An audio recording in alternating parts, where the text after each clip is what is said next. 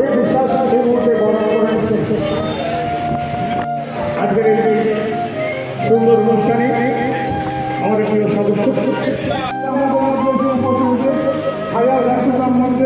দাদা আমাদের মধ্যে এসেছে, আমরা আনন্দিত গর্বিত।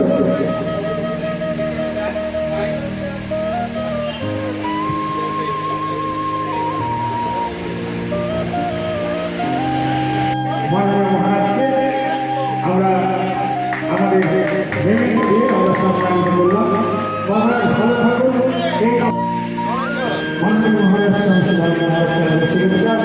উনি তো আমাদের সঙ্গে থাকেন, উনি আমাদের সঙ্গে আছেন, কাজে মানুষকে উত্তেজনা করতে খুব ভালো লাগলো। ওনাকে শেষ করে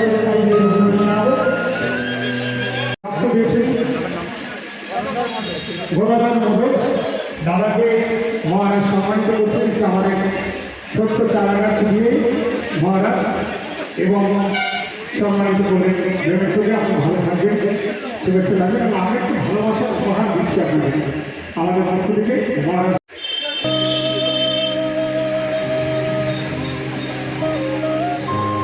আমি একটা কথা বলতে চাই, মহারাজ আমার গাড়ির মধ্যে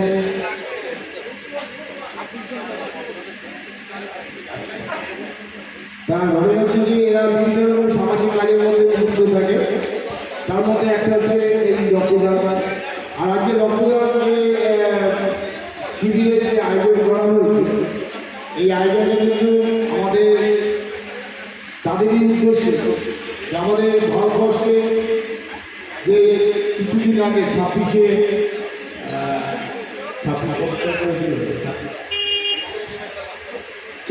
মানে আমাদের মানে ট্রায়াল যে 26 জন মানে আমাদের মানুষ শহীদ হয়েছিল কিছুটা ধর্মের উপরে ভিত্তি করে।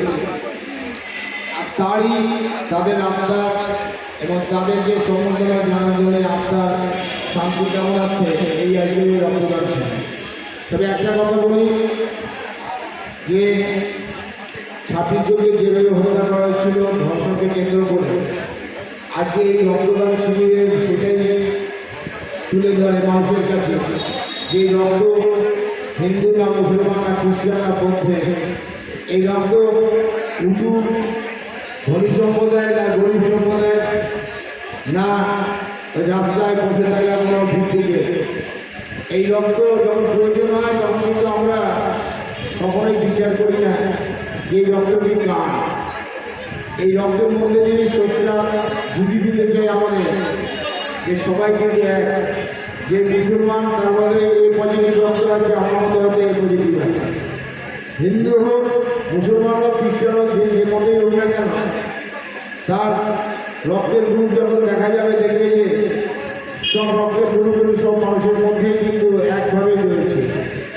তার মধ্যে পজিটিভ আছে মানে নেগেটিভ, তার মধ্যে ও পজিটিভ নেগেটিভ বিভিন্নভাবে রয়েছে।